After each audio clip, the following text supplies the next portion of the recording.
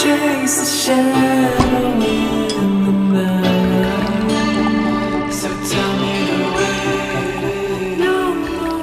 Wine tasting is a very interesting thing because wine has so many different components which you need to taste, and what you talk of is the color is the first thing. So you look at the color of the wine and see how the color reflects the wine. White wine has different colors, different shades. Red wine, of course, has different shades, light red to darker red. It's got different hues around the top of the wine in the glass. They tell you a bit about the age of the wine. They tell you if the wine is bad sometimes, and they give you a general idea of the characteristics of the wine. Now, normally a person who's new to wine drinking doesn't have to worry too much about it, except always know what's the color like. For example, this color here is a slightly straw yellow color with a slight green tinge. Okay, so that's the color defined. You can remember in my mind. The next thing which is very important is the nosing of wine. How you nose the wine? You nose the wine. You take the vapors coming from the wine inside and see what it reminds you of. Next thing what you do is you swirl the wine and do the same thing all over again, and you see the difference. The difference will be because by swirling, the wine has come in contact with oxygen and it's got evolved a little bit, and it changes the characteristics and sometimes brings out better aromas in the wine. So you do this. First thing you want to know is wine is good or bad. Now it should be clean wine. Clean meaning no off smell. It's very important that. Then you see, does it remind you of any fruit or vegetables or flowers or anything that you can think of?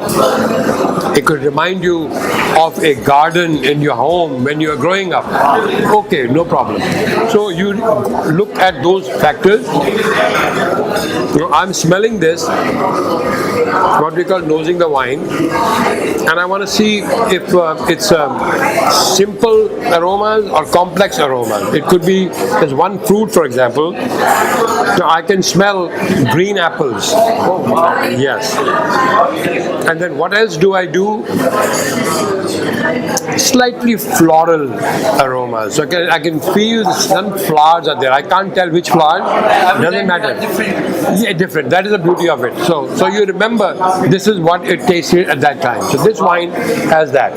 So that's number two. Then is the main point, and main point is the flavor. And the flavor is, you take a little sip.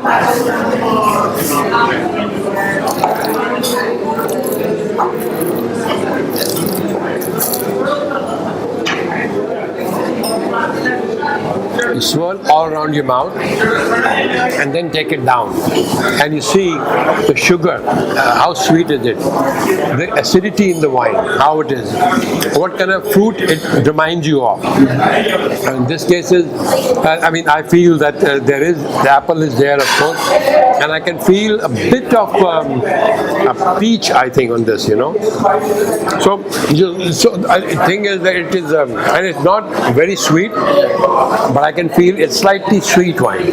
So if it's sweet wine, it has some characteristics and something to do with the food pairing. If it's dry wine, it has some other characteristics and it goes with different foods. So for that purpose, you want to know what is the sugar content, how sweet the wine is there. And the next point, the thing is, the last point is the end of the wine, how the wine ends in your mouth after the liquid has gone down. Okay. So if it's short or is it long? Does it persist on your tongue or the palate, or just goes off? For example, Coca-Cola, you drink it and it goes. Milk, you drink it and it goes. But in this case, it stays, for like 20 seconds, 30 seconds. You can feel the flavor in your throat.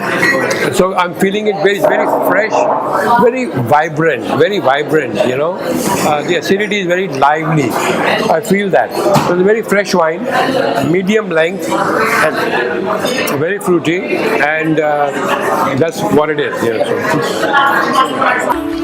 Chase the shadow in the night. The real cheap wine one should not drink at all, because in that wine they put all kinds of preservatives, sort of thing. Where it's not very, I'd say, good for health. The preservatives that they put, sulfite levels are very high, so they try to make sure the wine doesn't spoil. So they put sort of chemicals which are allowed, a lot of those. The cheap wine. Cheap wine. Expensive wine would have different characteristics. It's a lot more complex flavors, and the bouquet of the wine will be beautiful.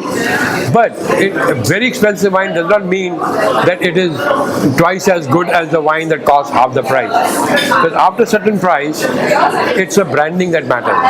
If the wine is costing $20, $25, it can be a good wine. $50 expensive wine. But after $50, it can cost you $60, $100, $200, $300, and does not have to be that good.